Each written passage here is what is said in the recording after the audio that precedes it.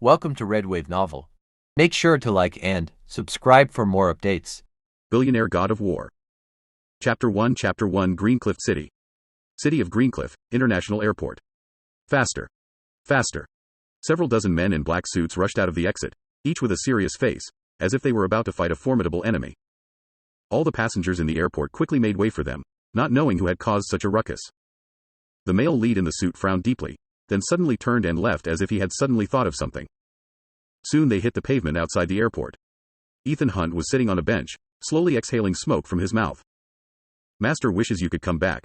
He missed you so much," the leader respectfully spoke to Ethan as he stood about 5 paces behind him. In front of other people, this leader had a high standing, and no one dared to go against him.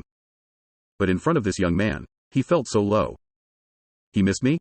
Ethan turned around slightly and there was a grin on his face. "Does he miss my influence? Or my money?" If someone else said something like that, this leader would hate it. How could the rich and powerful Hunt family of Makron City ever covet someone else's power and money?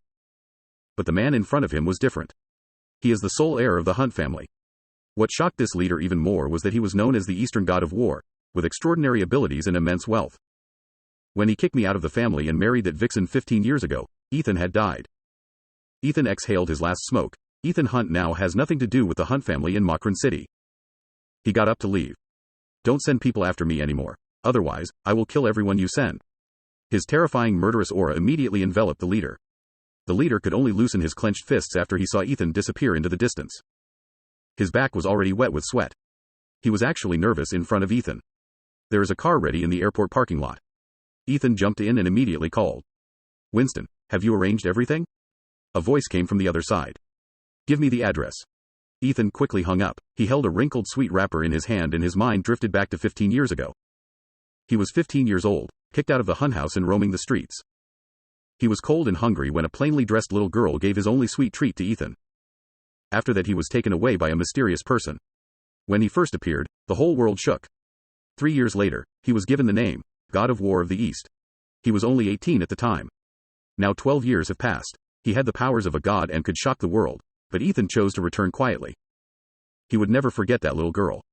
He couldn't forget those pure eyes. He couldn't forget that kind face. Ethan put the candy wrapper carefully away and took a deep breath. If someone he knew saw this, they would be shocked. The great God of War can be nervous too? "I'm back." The car shot out of the parking lot. Meanwhile, at the Fairmont Hotel in Greencliff. It really lives here.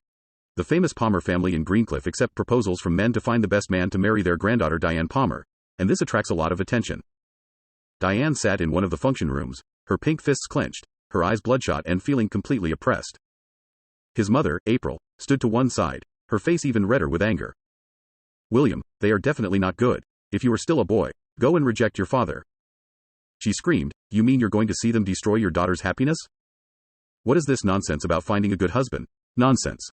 April couldn't believe they were so nice.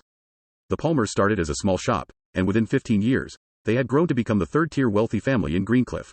The head of the Palmer family, Gerald, exemplifies a successful entrepreneur who started from scratch. Gerald has 3 sons, Stephen, Nicholas and William. Stephen has taken over most of the Palmer family business. Nicholas is responsible for expanding the business in different cities.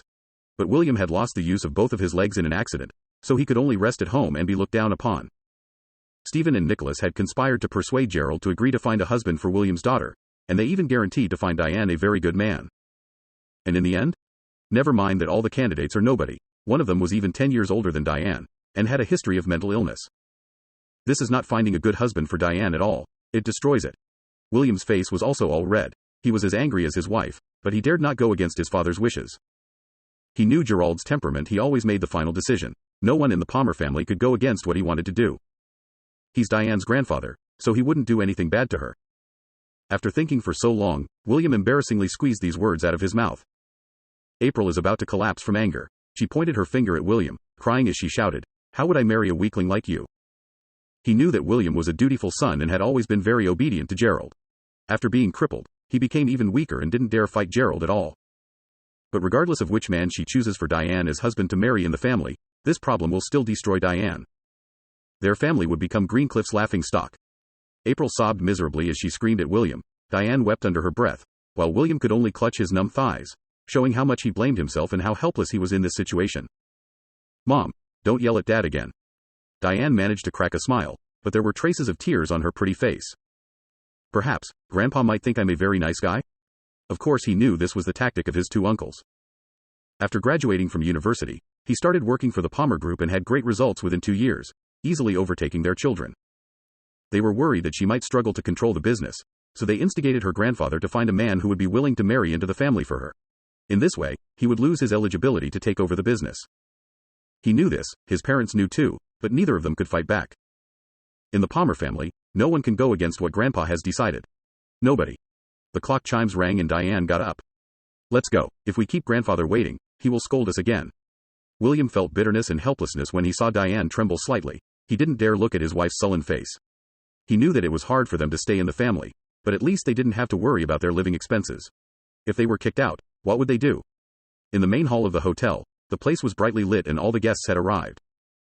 Gerald was sitting right in the front, wearing a dainty tang suit, holding a cane and his face shining. Congratulations, Mr. Palmer. Congratulations, Mr. Palmer, you have a wonderful son-in-law. All the guests took turns congratulating Gerald. Father, it's time to make the announcement. Stephen was standing beside him, his large, burly frame looking imposing. He looked at Diane, who wasn't sitting too far away, and announced in a loud voice, "We have the results here, and we have selected the most promising young man among the applicants." The most promising youth? Peeved, he knew in his heart that the extraordinary son-in-law they had chosen was the worst among all the suitors. This one apparently has some hidden ailments. But as long as Diane married him, then she would have nothing to do with the family business. Gerald would definitely never let anything belonging to the Palmer family land in the hands of someone with a different surname. Each person. Gerald stood up, everyone looked up as he spoke. Today I want to officially announce the man we have chosen for my granddaughter Diane.